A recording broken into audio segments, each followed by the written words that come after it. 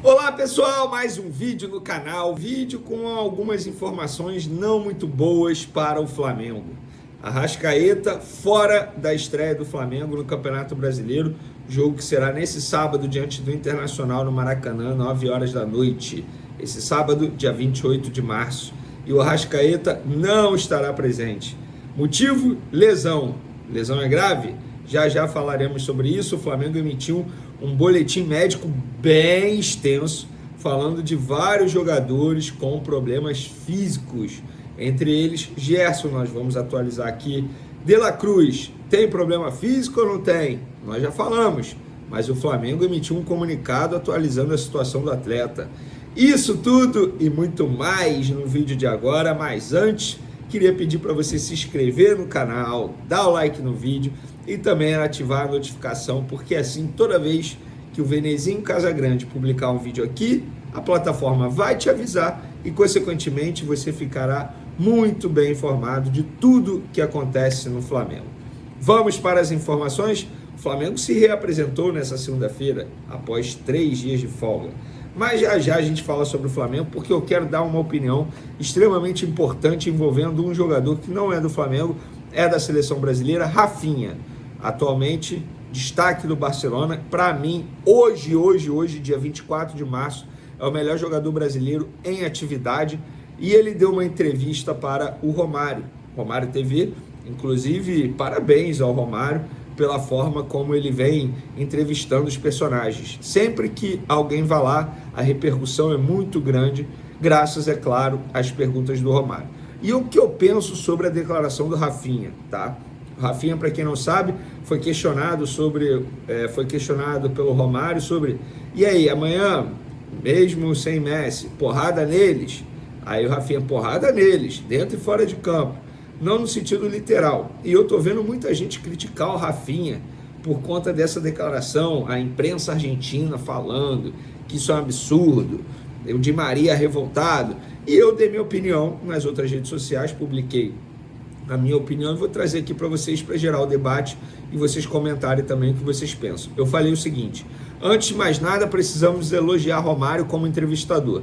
Faz perguntas curtas e diretas e deixa o entrevistado falar mais do que ele. Bem diferente do que acontece em muitos podcasts por aí, quando o entrevistador quer chamar mais atenção que o entrevistado. E sobre as palavras do Rafinha, a gente vive criticando que os jogadores hoje em dia só dão entrevistas moldadas ou com discurso ensaiado. E quando alguém sai do óbvio, nós vamos reclamar? Não acho que ele faltou respeito. Eu falaria isso? Não. Mas se ele falou é porque se garante em campo. Chamou a responsabilidade, agora tem que matar no peito. Não acho que a intenção tenha sido incentivar a porrada. Creio que o jogador quis dizer que ele e os seus companheiros estão prontos para entrar em campo para esse Brasil e Argentina e disputar o maior clássico do futebol sul-americano e um dos maiores do futebol mundial. Claro que os ânimos podem ficar mais quentes quando a bola rolar, mas nada muito além do que a gente já espera. E vocês? O que vocês acham? Podem comentar à vontade aí. E por falar em CBF, e agora em CBF? Conmebol diz que CBF votou contra aumento de punições financeiras para combater o racismo. Rapaz, a afirmação foi dada por Alejandro Domingues, presidente da Conmebol, em comunicado a Edinaldo Rodrigues, presidente da CBF. Abre aspas, com relação à proposta reiterada pela CBF quanto à modificação do Estatuto de Código Disciplinar, vale respeitosamente lembrar que foi a própria CBF quem, na ocasião, foi contra o aumento dos valores de punições, diz parte do ofício da Conmebol à CBF. Rapaz, e aí, CBF, vai responder não? Tem que responder, hein? Absurdo isso aí. Outra informação aqui apurada: Vasco vem de mando de campo dos jogos contra Botafogo e Palmeiras pelo Brasileirão. As partidas serão no Mané Garrincha, em Brasília. O Cruz Maltino vai receber R$2 milhões por jogo. Além disso, contra o Palmeiras, o Vasco poderá receber um bônus de 500 mil, caso o público seja superior a 50 mil. As vendas foram fechadas pela gestão do presidente Pedrinho. O clube ficou satisfeito com os valores. Gente, justamente contra Botafogo e Palmeiras, 2 rivais do Flamengo na briga pelo título do Campeonato Brasileiro. Ah, Vasco da Gama! Pelo visto, o Vasco está priorizando mesmo o ganho financeiro aí no Campeonato Brasileiro. O que eu acho certo, tem que pensar na Sul-Americana aí, e chegar o mais longe possível na Copa do Brasil. Vamos agora falar de Flamengo, porque o Flamengo se reapresentou nessa segunda-feira, iniciou e, na verdade, dará continuidade à preparação, porque eles já tinham treinado semana passada. E aí eles darão continuidade à preparação para pegar o Internacional nesse sábado, pela primeira rodada do Campeonato Brasileiro. Lembrando que, em recente reunião do Conselho Deliberativo, o BAP garantiu aos conselheiros: Campeonato Brasileiro será a nossa prioridade. Nessa ordem: Brasileiro, Libertadores, Copa do Brasil. Ganhou o Brasileiro e Libertadores, os jogadores têm um bônus. Pá! Bonificação lá no salário, tá? Um prêmio, digamos assim, financeiro, obviamente. Se ganhar a Copa do Brasil, aí o prêmio é ainda maior, mas a premiação está combinada Brasileiro e Libertadores. Se for Brasileiro e Copa do Brasil, não tem prêmio, pelo que os conselheiros entenderam nessa reunião.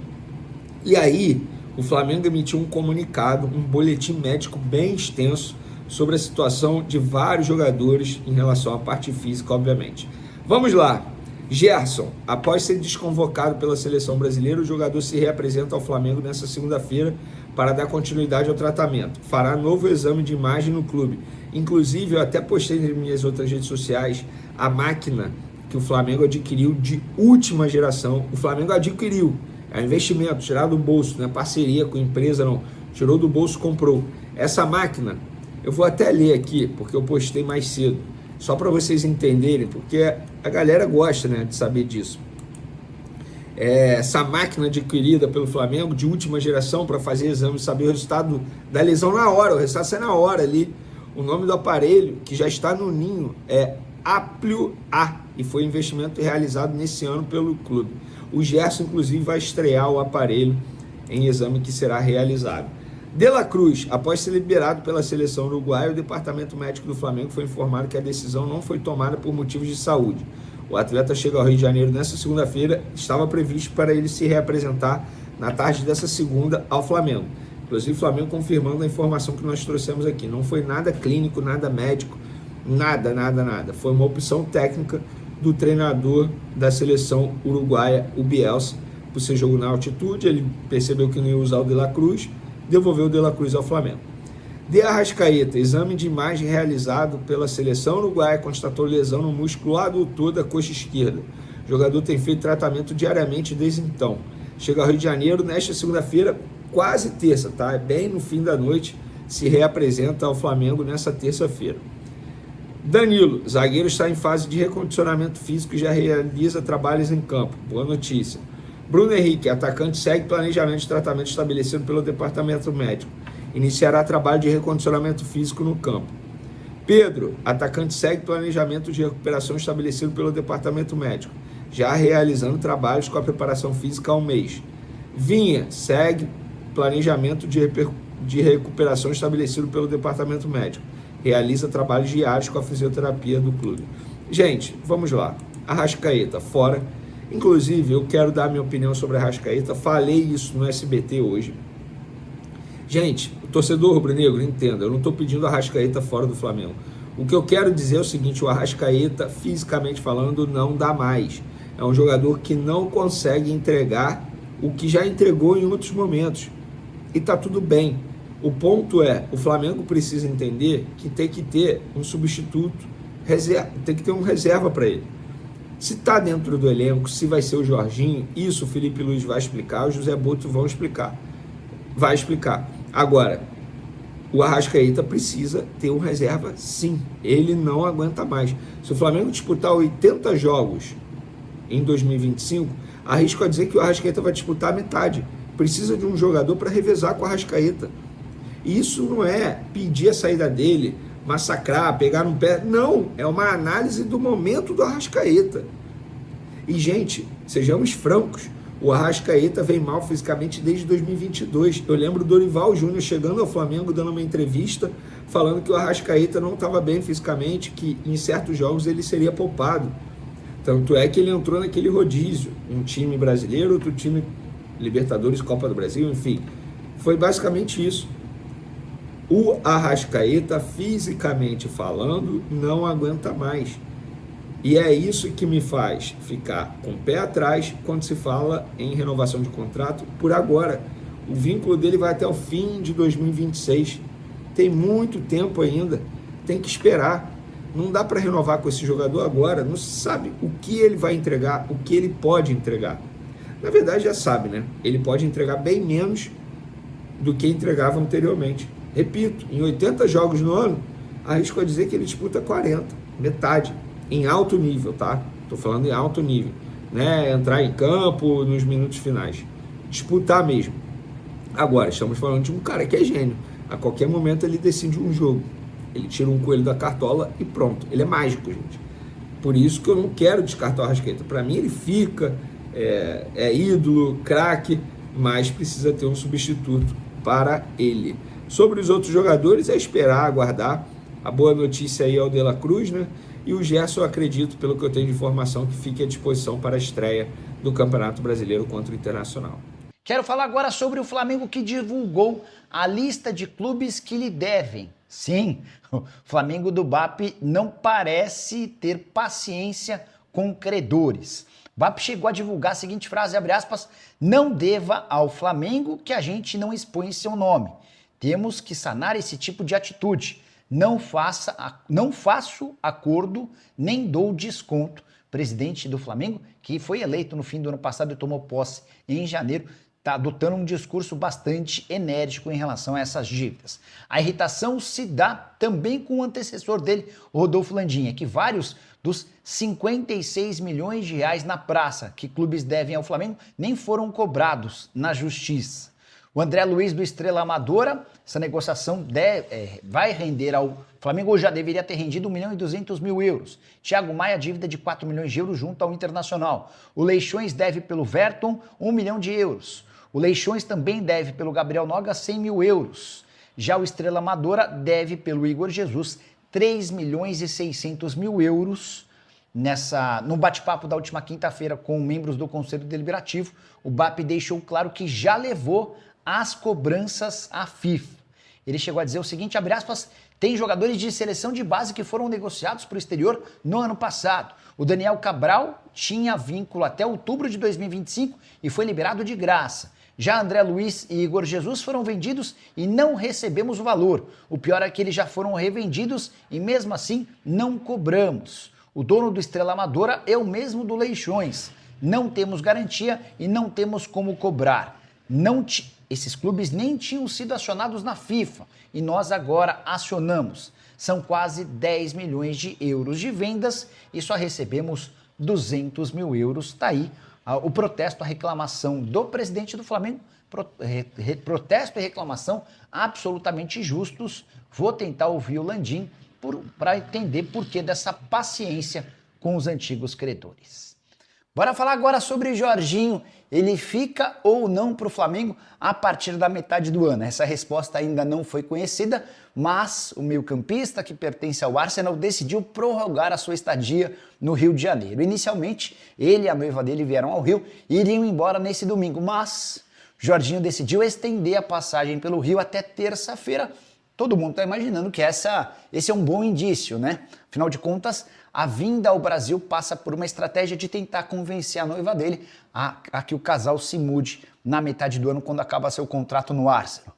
A julgar pelas fotos, vídeos e relatos de pessoas próximas ao Jorginho, a chance de a noiva estar gostando de tudo que ela está vivendo no Rio é bastante grande. Eles já foram flagrados na praia, em shows de musicais, passeando e fazendo compras. Vale a lembrança de que a noiva do Jorginho, com quem ele tem um filho, é irlandesa e nunca havia estado no Rio de Janeiro.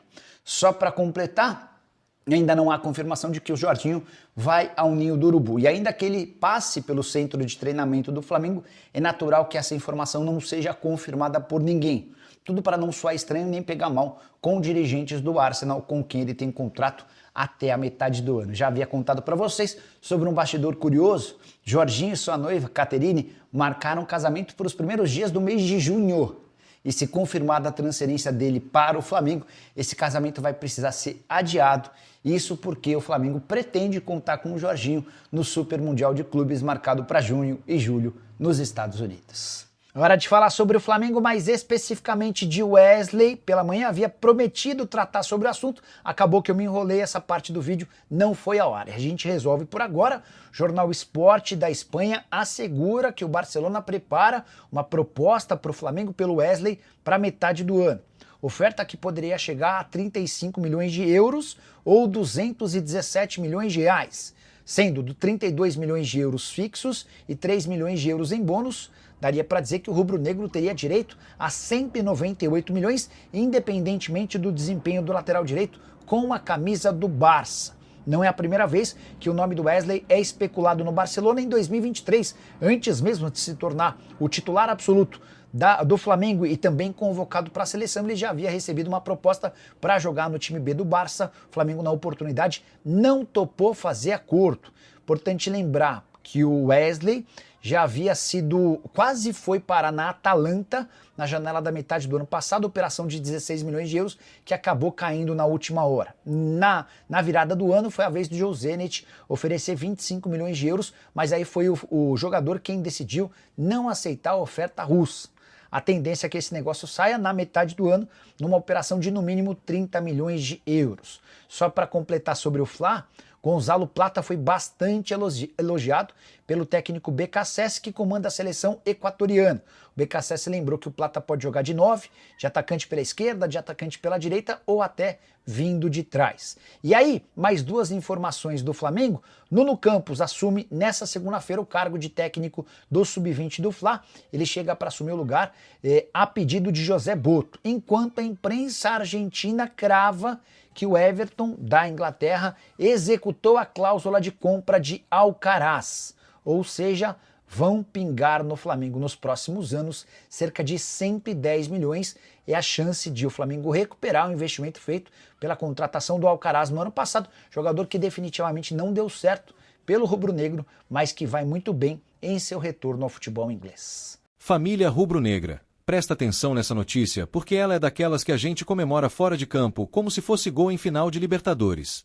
O Flamengo acaba de embolsar mais de 110 milhões de reais com a venda definitiva de Carlos Alcaraz pro Everton, da Inglaterra. Sim, meu parceiro, aquele mesmo Alcaraz que chegou cheio de expectativa, não conseguiu se firmar aqui no Mengão, mas agora tá brilhando na Premier League e valorizando a nossa camisa até lá fora. E olha que curioso, ele nem precisou cumprir a cláusula obrigatória de compra, hein? Pelo contrato, bastava ser titular em 6 jogos para ativar a compra automática. Mas com apenas 3 jogos entre os 11, o Everton já decidiu cravar a contratação, pagando 18 milhões de euros no ato.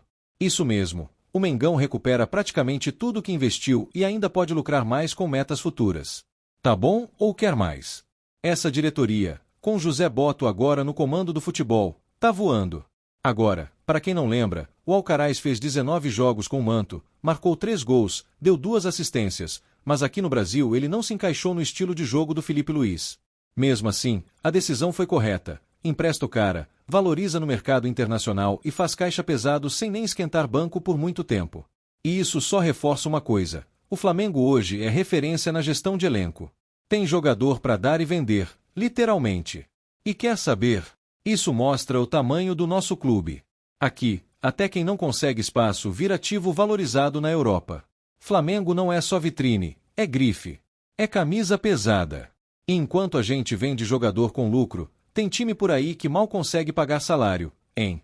O Alcaraz pode até não ter deixado saudade dentro de campo, mas deixou 112 milhões de reais no caixa, e isso já merece nosso muito obrigado e um volte sempre com carinho. Agora me diz, nação, quem deve ser o próximo a sair por um caminhão de dinheiro?